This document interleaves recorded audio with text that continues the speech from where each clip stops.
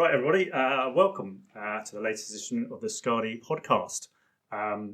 It's Damian here, and I'm flying solo, actually. Nick is off on holiday, but I'm very pleased to have not one but two guests with me, both from Collyer Bristow.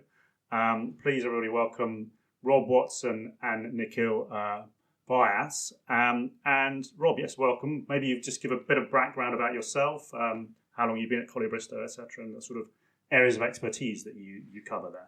Yeah, great. Thanks very much for having us, Damian. It's great to be here. I am a senior associate in the corporate team at Collyer Bristow. That means I deal with essentially all the major life events for a business. I help set them up, I help them attract further investment, and I then also help people sell their businesses or acquire new ones. And obviously, we'll get onto the topic of why I'm here today. But I've been with Collyer Bristow for just over 2.5 years now. Nikhil? Yeah, thanks, guys. So I am in the commercial team at Collyer Bristow, so commercial contracts of all different types. That's kind of, terms and conditions, or your supply of services, or absolutely anything down there, music rights, that kind of stuff. So quite a varied practice, which includes some intellectual property as well. And yeah, I've been at Collyer Bristow for about 2 years now. Okay, brilliant. Well, thank you. Thanks very much for that. And the reason we're here is slightly off topic for us for the sort of usual Scardy topics, but it's to talk about loot boxes. And this was driven by an article that you guys had written back towards the tail end of last year about loot boxes, asking if they're gaming or gambling, and I just thought it was an article that Nick and I both enjoyed, and we thought we'd sort of get you on to pick your brains about it, just talk a bit more in depth about it. I think it's a really interesting area that some of our listeners might be interested in. So, I mean, the driver, I think, back then was a regulatory change or regulatory questions in the UK, at least. Is that correct? That's what it was? Yeah, that's absolutely right, Damian. It's very much an evolving landscape, both in the UK and abroad, in Europe and the US, in how these things are treated. Well, I guess taking a backward step, we're discussing loot boxes in the context of video games. Yes, that's all right. No, that's right. So loot boxes being where you can spend real world currency on what are essentially randomized in-game objects, and they've been used in varying games. I mean, you might have seen them in FIFA or what's now FC. For a time, Call of Duty, they were stuff like that. Yeah. And something like, Fortnite. My kids would probably absolutely roll their eyes, but that's sort of cosmetic, I would say. But still, you're paying money for that. Is that right? Is that kind of that's right? Loot box, but also not necessarily just cosmetics. So they can be actual in-game benefits that help you play a bit better, help you win games as well. And to give also then a bit of background in terms of myself and Nikhil, we lead Collyer Bristow's game sector focus. So that's why this has sort of come up for us. That's why we were attached to the article. That's what we're trying to do in terms of supporting the video games industry. I guess taking it back to the question of loot boxes, our recent article, that, as we said, was looking at some changes in the regulatory landscape for those. And I think it's probably important to note as well that with loot boxes, they're quite unique in the sense that it's a form of gambling, but it's not quite a form of gambling in that sense. So we've got even now changes happening to the Gambling Act, that kind of stuff, reform of certain articles, which may or may not impact loot boxes in the sector. And I think all around the world now, with perhaps a few exceptions in jurisdictions, no one really knows what's going on with them. Right. So we're at this stage where it's a grey area, isn't it? Right. Yeah, and it feeds into things like microtransactions, like in-game currencies, like for instance in Fortnite.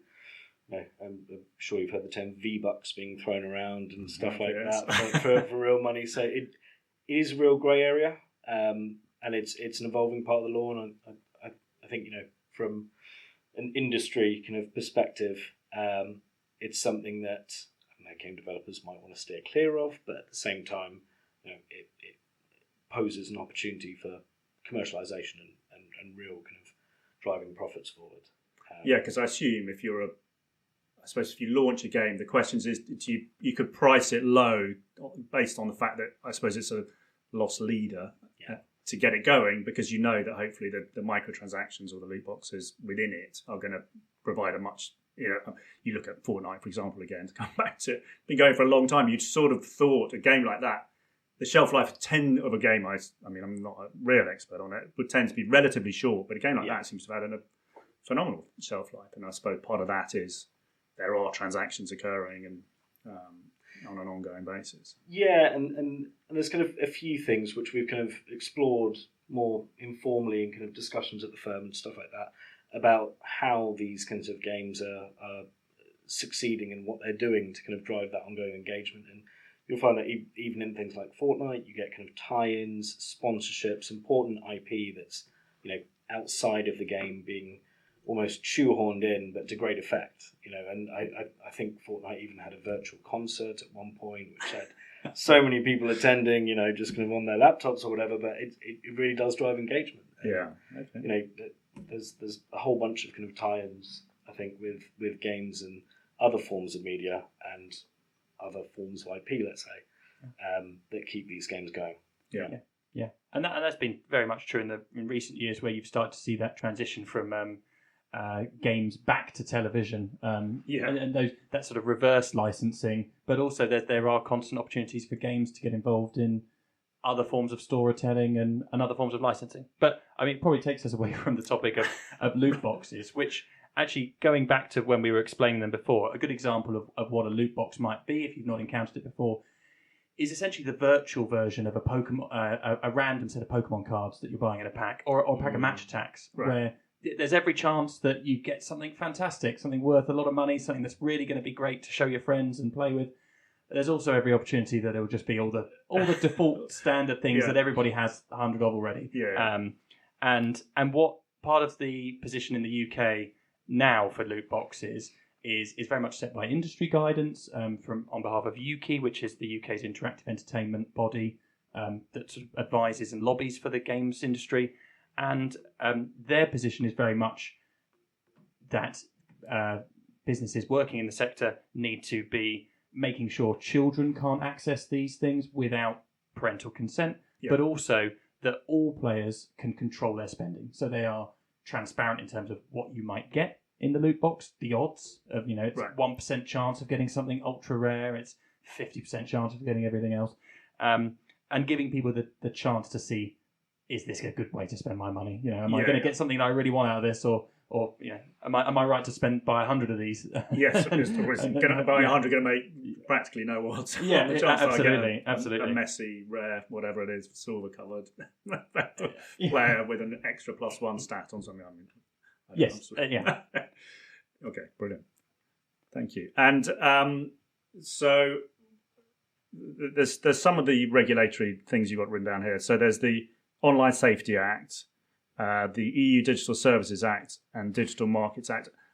Which of these are sort of I suppose we'll move out later into other countries, but I suppose starting with the UK at the moment, what's the regulatory cover of that? Is the OSA? Is that the Online Safety Act? Is that the UK? Yeah, sure. So there's kind of a few elements. The Online Safety Act is almost the most recent that has a real impact on the games industry, whereas things like, for instance, the digital market, the DMCCA, that's kind of a bit more esoteric in the sense that it impacts consumers and therefore people who play games and impacts the industry tangentially, but not in such a direct way as the OSA. So, I mean, just very briefly, in terms of the OSA and its impact on the industry, it has kind of platform liability, which it attaches now to operators of online games, for instance, especially where there's user-generated content or people can speak to each other, that kind of stuff. It really starts to hold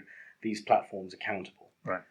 And it stretches further past games, of course, and in the sense that even, a website that hosts a forum, for instance, would be caught by the OSA. And, there's a number of different aspects to this. But sticking to the topic of the games industry, there is something which, at the time of recording, is going to be coming out at the end of this week. Not coming out, but being kind of enacted and coming into force, is the child safety part of the Online Safety Act. So things like ID verification, stuff like that. Right. So some of the listeners, for instance, may find that, especially recently, they're being asked for ID verification or perhaps photo verification for certain services they're using, all manner of different services. But especially after this week, it will basically be mandatory and implemented across the board, and people can be facing quite substantial fines if they don't comply with these sorts of terms. And that's from Friday the 25th of July. So yeah. Just in case, depending on when this comes out. And what we've been trying to get a sense of is who is not necessarily advertising their non-compliance, but who is perhaps walking back their position in the UK because then they're not willing or not ready to comply with this. Because it is a big job, and there are different ways to do it, whether it's uploading some form of official ID that can be verified, or even as Nikhil actually experienced recently, some apps asking you to take a picture of your face and allowing AI to verify if you're the age you say you are, which could be quite not very complimentary, but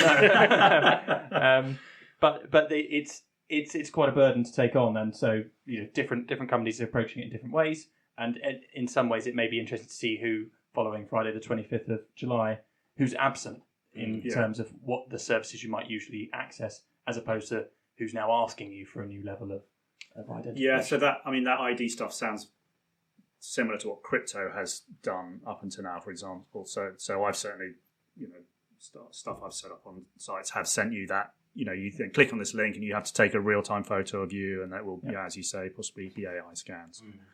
It'll be interesting to see how that pans out.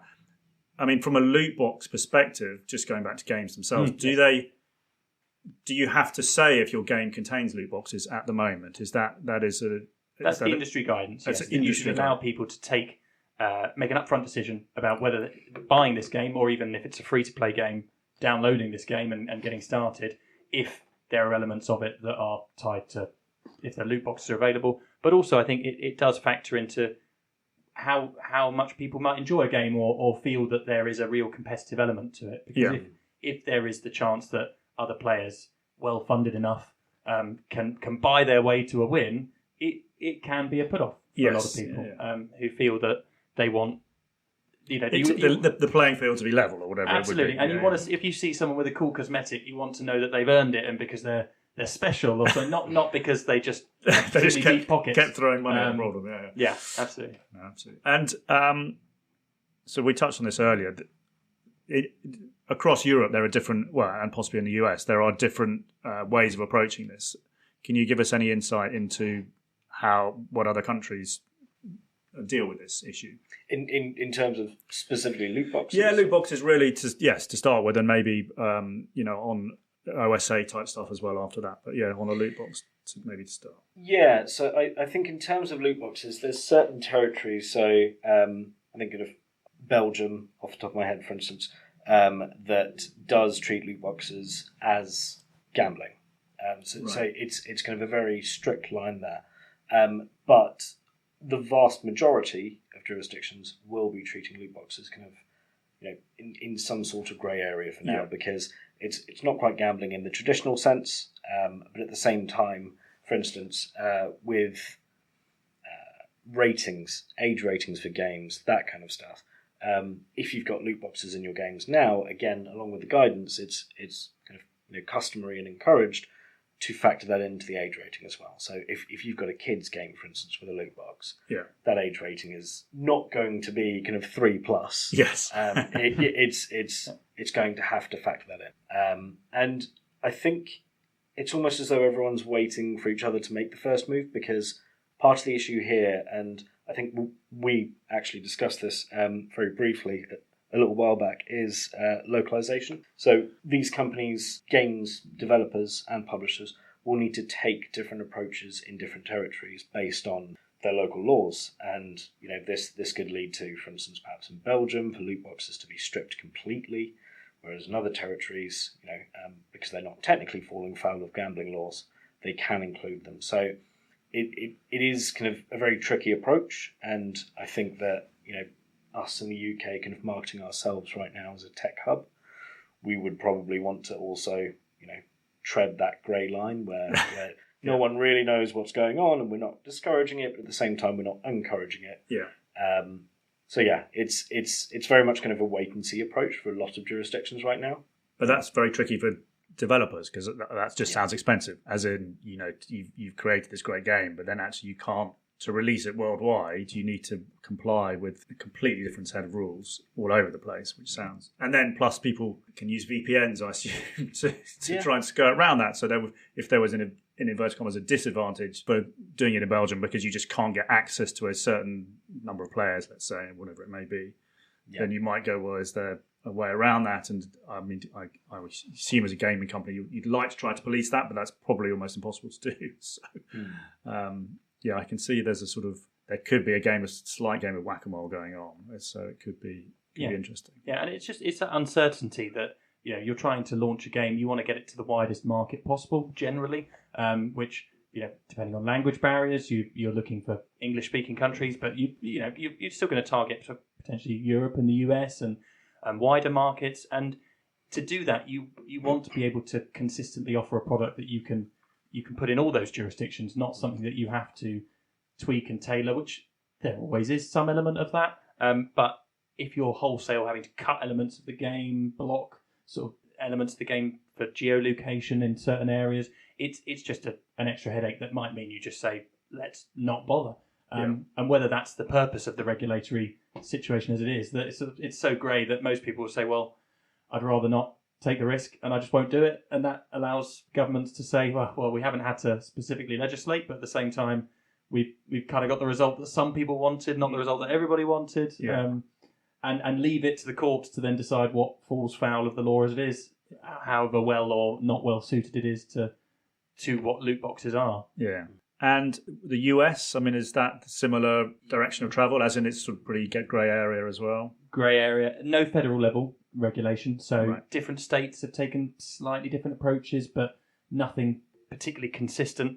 And so again, the status remains unclear. I think, and as we've touched on the OSA coming into force, but I think part of it is there's been perhaps a move in the discussion away from where's the line between gaming and gambling, or gambling, as I was about to say, and what are we trying to achieve, which is protecting children. If an adult wants to spend their money on loads and loads of loot boxes trying to get the particular cosmetic, they are perfectly entitled to do that. No one's going to say it's a good or bad idea. That's how they want to spend their money. That's how they enjoy spending it on that game. But if it's a bigger problem, if it's children, and that goes into also the UK's guidance around game developers and publishers being encouraged to have leniency over those situations that come up in the news where my son spent £5,000 on Fortnite V-Bucks and loot boxes, he didn't really realise he he's only 4, and I left my credit card sort of on the account, but with no parental lock or anything like that. And so I think that focus then instead on how can we stop children falling foul, this then feeds into the wider conversation of in an online environment, whether that's a game, whether that's a forum, whether that's other apps and things, how we protect their interactions with other people. And I suppose we touched on it there to a degree.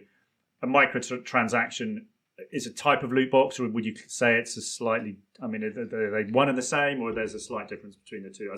I assume the microtransaction, you could be getting something for it, whereas a loot box could be perceived as being... There's a sort of randomised element to what you're going to get. Is that... That's exactly it, yeah. So microtransactions generally are kind of anything you can buy within a game. Mm-hmm. So largely you'll find kind of this is the predominant model for kind of commercialization in the mobile games industry. Yep. Everything will be absolutely free to download. You've got your kind of Candy Crush. You've got your even Wordle, for instance. Right? Yeah. And then you've got your microtransactions. That to kind of get rid of adverts or perhaps buy extra lives. And that's kind of all well and good, but tying it somewhat back to kind of loot boxes and child safety and stuff like that, which is really becoming a big topic now. There's almost a constant battle between game developers and payment services providers because, on the one hand, you've got the game developers saying, well, we're not necessarily responsible if someone, uses someone else's card to purchase a whole bunch of these things. We can't do the relevant ID checks. Yeah, right. Payment services providers are saying, well, in order to access the game in the first place and access these microtransactions, they should show that they are the person they claim to be, or at least over the age of 18 or something. So it really is kind of a, passing the buck back and forth. But I think we are getting to a stage now, especially with kind of, the incoming legislation and the OSA, where hopefully we'll have kind of a clearer landscape with things like loot boxes. I think microtransactions will follow. There's nothing really planned on them just yet because, as Rob alluded to before, if someone wants to spend their money within a game, nothing necessarily wrong with that. Yeah. And that is a completely valid model for a lot of games today, not just mobile games, but kind of the whole free-to-play model where something is completely free to pick up, but the way they make their money is through transactions. Yeah. And I think they do still have to be careful. We mentioned briefly the DMCCA before. There are elements of that impact on consumers generally and how they buy things online, and trying to do things where you maybe have fake reviews tied to those microtransactions, or you say this is on sale today only, and then it continues to be on sale for another week. Things like that try and force people into sort of transactions or encourage them. You do need to be very careful of those kind of things. Fake sales, obviously, and trying to direct people towards these things that they don't necessarily want or need, but you try and generate the scarcity, generate the urgency that encourages them to buy them. So I think they're entirely a normal part of the business model, and they work very well. I think you can get really good reception to some elements of that post-launch microtransactions that people love, and they will buy every cosmetic because they play the game enough that they want that as they part feel, of it. But feel it's a way of rewarding the developer, maybe. Absolutely, or just continuing to support it. But then there are also those that, whether it's the price point, whether it's what the content is, it can be sort of a PR disaster, and part of that can also then feed into this discussion around have you tried to force people to buy something that didn't work so well. And there was a game I won't necessarily mention specifically a few years ago, that just because there was clearly sort of elements of microtransactions and loot boxes in the trailer, once people could see the gameplay, it got such a hostile reception that before it launched, they changed those elements of the game because they were concerned about people just dropping it altogether and not wanting to play something that they thought was pay to win. Yeah. I think there's kind of an intersection of those consumer rights as well with, as you said, being careful that you're not pushing the consumer to purchase something, or perhaps being misleading with what you're offering in the first place. I think there's quite an interesting concept as well that falls into there, and trying to steer clear of too much legalese here, but there's this concept of the cooling off period, which, I think consumers generally are more aware of these days, in the sense that, they've got a right to return certain things and obtain a refund within normally like a 14-day window. But when it comes to things like microtransactions and especially, online purchases with games, when you are obtaining the benefit of the service or the thing that you're purchasing immediately, which, again, microtransactions, it's almost 99%, if not 100% of them. Yeah. You are implicitly and often expressly, when you go to checkout, even though you won't necessarily notice that small print, waiving your rights to that cool-down period. So anything that you do purchase, even if you suddenly decide you've got regret that you ended up splurging on 50 quid worth of coins or something like that, you can't then return it in the same sense as you can with other distance contracts or other purchases you make online. So, it's a tricky landscape when it comes to consumer rights law. And again, I think people are really kind of on the game publisher side that there have been, and I think, Rob, you alluded to this before, instances where, things have happened where someone's purchased something they didn't necessarily mean to, and game publishers have kind of, taken a step back and said, well, okay, look, let's just kind of give this back, everyone gets a refund, everyone's happy, instead of trying to really test those waters and say, well, you waived your rights. You click the button, you didn't read the 10 pages. And I think that's easier when it's those obvious scenarios where it's like someone bought thousands upon thousands of pounds in one go, and you can see it's a child's game, and it's sort of just that they've just been tapping and tapping and tapping away, not realising they're spending real money. Yeah. Whereas compared to someone who says, at the end of a year where they've spent consistently over months and months roughly the same amount, they say, I had no idea. There are different situations, and part of it is a part of what Yuki has been doing recently is in the last few years is trying to push forward a bit more of a public awareness campaign for parents in particular to say, don't do these, don't, first of all, are you buying the right games for your children? Are you giving them access to the right games? But also, are you then, putting your card details in and then just leaving them there without any kind of ongoing verification and things like that? Which is all just part of trying to manage children in a technological age, which we didn't necessarily grow up with. Quite. Yeah, we all were slightly playing catch up with that, but brilliant. Well, I think that covered a lot of stuff today. Thanks very much, Rob and Nikhil. I mean, anything else that you think we didn't cover? I think we seem to have covered most of what we planned to in that. All I say is just it is a difficult regulatory environment for games, but I think there's also a lot of opportunities. There are increasingly a lot of funding options available, and it's a big part of the government's growth plan. And so it's a difficult industry to be in. There's no doubt about that. But it's also something that has the potential for a lot of growth and has the potential for a lot of success in the UK. And so we hope that starts to be the case. But it's also, in contrast, an industry that's faced a lot of layoffs recently, and that's been very difficult for those developers and those people working in the industry to keep optimistic and hopefully see some green shoots of new growth. Sorry, Nico, I'm talking away. No. I think just kind of off the back of that as well, with things like the layoffs and some of perhaps the doom and gloom that has surrounded the industry, not necessarily this year, but kind of previous years, definitely. It's come off the back of kind of a course correction from COVID, and obviously there was a lot of money to make back then. And recent years, it's slowed down to the point where we are still at an upward trend, which people often forget when they see these articles. And it will just keep rising. And as we discussed around the very beginning, there's so many tie-ins happening now. Games is kind of evolving as an industry itself. And there's plenty of opportunities. And sorry, one last point. Sorry, if you can get your game compliant with all these regulatory hurdles, if you can get the right funding you need, if you finish your game and you get it to market, is anybody going to play it? I think is the difficult thing. And to put that in perspective, Steam had 51 games added every day in 2024. So even if, as a gamer myself, even if I'm not interested in 90% of those games, there are 5 games a day going on there that I could buy, that I could play. I've got young children. How much time do I have to do that in any case? Yeah. And so discoverability is a huge problem. It's very crowded. So if you're spending all the money, you're getting there.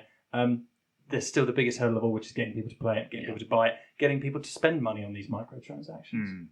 So by no means is it an easy game to get into. Yeah. Brilliant. That's fantastic, guys. Thank you very much, Rob and Nikhil, for coming in. Thanks for having us. And thank you. Yeah, thanks for your time. You've been listening to the Scotty podcast. On the discussion panel today was Damian Taylor, Rob Watson, and Nikhil Vyas from Collyer Bristow. This podcast is produced by me, Alexandra Mexi. If you found today's episode interesting, you want to be a friend of the show and interact with like-minded people, you should join the Scuddy Discord. Our chat community is a big treasure trove of information where you can find all the materials we use to produce our podcasts. If you want to listen to more episodes, then simply search the Scuddy podcast on any streaming platform. Feel free to connect with us at Scuddy Limited on LinkedIn to read about our research and business relation to anti-financial crime and control functions. Until next time, thank you for listening.